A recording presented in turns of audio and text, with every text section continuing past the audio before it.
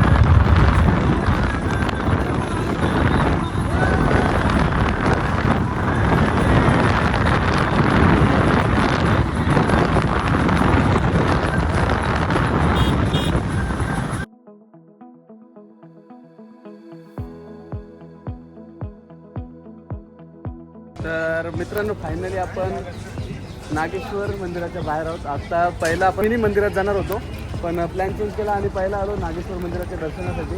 तर हा बघा, आपण जेव्हा रोडवरून येतो तेव्हा समोर ठीक आहे, रोडवरून येतो तेव्हा समोरून महादेवाची सुंदर मूर्ती पाहायला मिळते. ही तुम्हाला खूप दुरूनच 2 किलोमीटर दुरूनच दिसेल. तर इथे आल्यानंतर हा आपल्या मागच्या बाजूला बघा, हा नागेश्वराचं मंदिर. तर इथे जाऊन आता आपण दर्शन घेऊया. आणि हा बघा, इथून एंट्री होते आणि हा पुढे नागेश्वराचं मंदिर.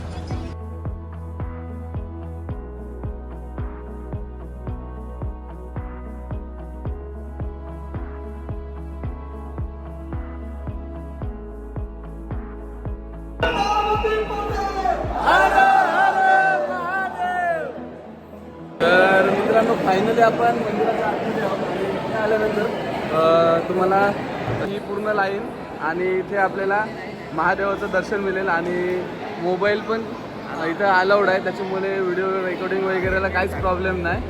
आणि आता नागेश्वराचं दर्शन खूप चांगले होते आणि खूप जवळून होते. हे बघा, इथे नागेश्वर ज्योतिर्लिंग आहे बघा.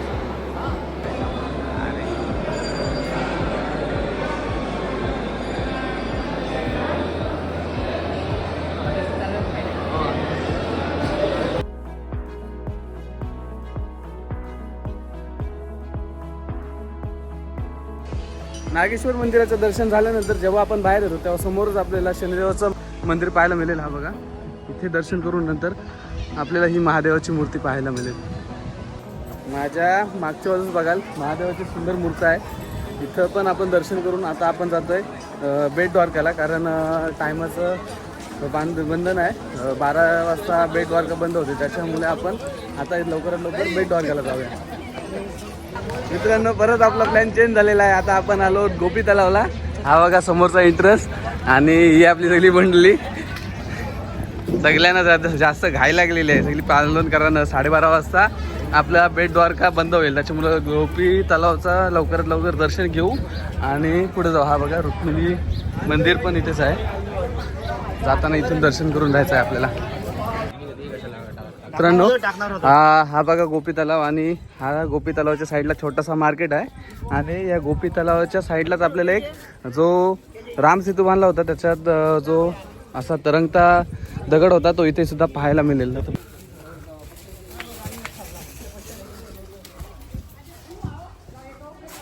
हा बघ, इथंच बघत होतो.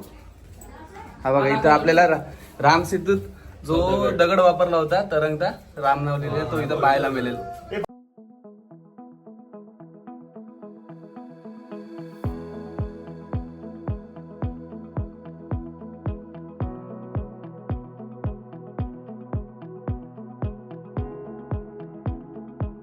हनुमंताची मूर्ती आहे, जिथं आपण जर नाणं चिकटवून इच्छा मागितली तर आपली इच्छा पूर्ण होते, अशी इथली मग हे आहे, मान्यता आहे. आणि या साईडला आपल्याला गणेशजींची मूर्ती बघायला मिळेल. इथे पण सेम आहे. तर आता आपण जातोय बेट द्वारकाला. इथेच किती वेळ लागेल बेट द्वारकाला? 15 मिनिटं जातील.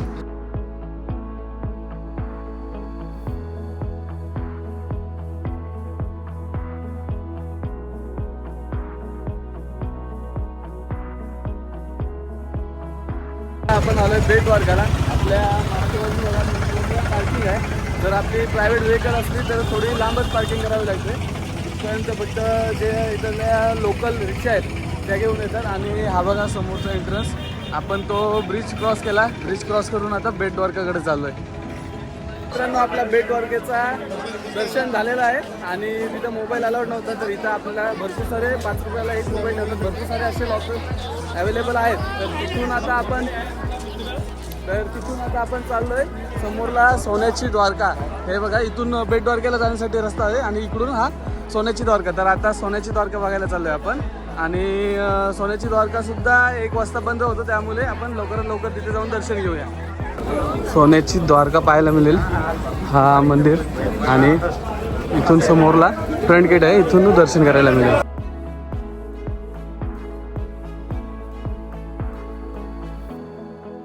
समोरला ही सोन्याची द्वारका पूर्ण बघायला येईल. हा पूर्ण गोल्डन कलरमध्ये पाहायला मिळेल आपल्याला. आतमध्ये मामा आतमध्ये प्रवेश नाही काय? आतमध्ये नाही एंट्री. मग चला, तिकीट आहे काय? 40 रुपये तिकीट आहे एकाचं.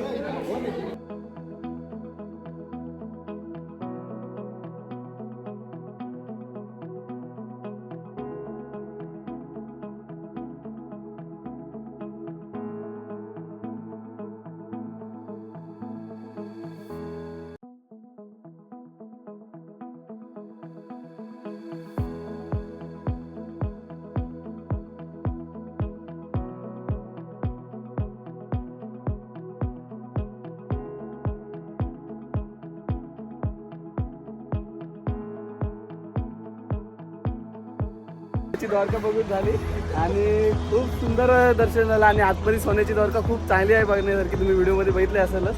कारण तुला कशी वाटली सोन्याची द्वारका? तर आता आपण हनुमंताचं मंदिर पाहायला चाललोय, हनुमान दांडी. तर एकमेव जगात हनुमंताचं असं मंदिर आहे जिथे हनुमंत आणि हनुमंताचा पुत्र याचं सोबत मंदिर आहे. आता तुम्हाला वाटेल की हनुमंत तर बाल ब्रह्मचारी होता, त्याचा पुत्र कसा झाला? तर हनुमंतांनी जेव्हा लंकेला गेला होता तेव्हा त्याच्या घामाचा थेंब हा मगरीच्या तोंडात पडला होता. आणि त्यापासून जेव्हा पुत्राचा जन्म झाला होता तो मंदिर आपल्याला इथे पाहायला मिळेल. तिथे जाऊ, दर्शन घेऊ आणि मग आपण बीचवर जाऊन जेवण करू.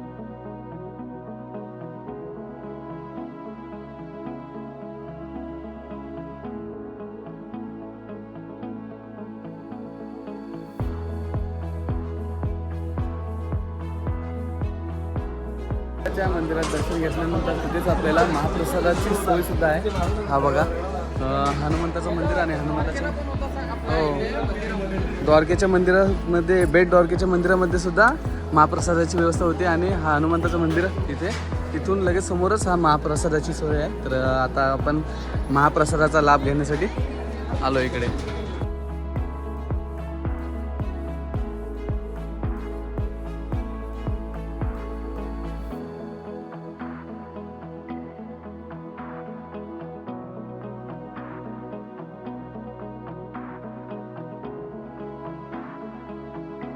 मित्रांनो आपण मगाशी हनुमंताचं मंदिर पाहिलं, त्यानंतर आलोय शिवराजपूर बीचला. तर आपल्या कोकणातील बीचमध्ये आणि या बीचमध्ये खूप फरक आहे. कारण आपल्या कोकणात मुख्यतः आपल्याला गढूळ पाणी पाहायला मिळतं, पण इथं एकदम क्रिस्टल क्लिअर पाणी आहे.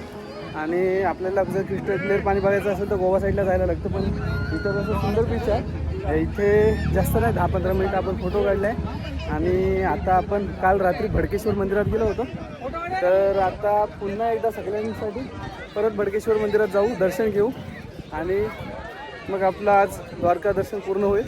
तर आता एक ग्रुप फोटो काढून आपण इथून ईश्वर मंदिरात जाणार होतो, पण त्या अगोदर आपल्याला रुक्मिणी माताचं मंदिर लागलेलं आहे. हा बघा समोरला रुक्मिणी माताचं मंदिर, इथे दर्शन करून आता आपण नंतर भडकेश्वर मंदिरात जाणार आहोत.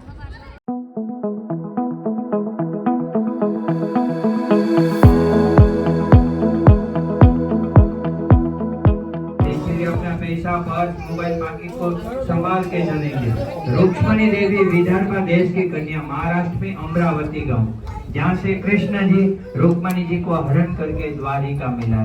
कृष्ण और रुक्मणी देवी का दोनों का द्वारिका में चैत्र शुक्ल एकादशी को दिन में विवाह हुई।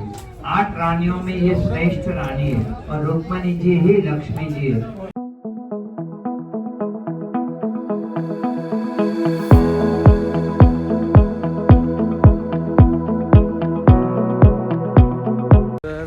आज आपली पूर्ण द्वारका एक्सप्लोर करून झालेली आहे.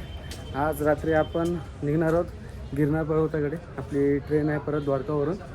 तर पुन्हा मिळू नवीन व्हिडिओमध्ये. द्वारका गिरनार पर्वतची व्हिडिओ तुम्हाला पुन्हा मिळणारच आहे. तर ही सगळी आपली पब्लिक आहे. हाय बोला सगळं. कसा वाटला द्वारका?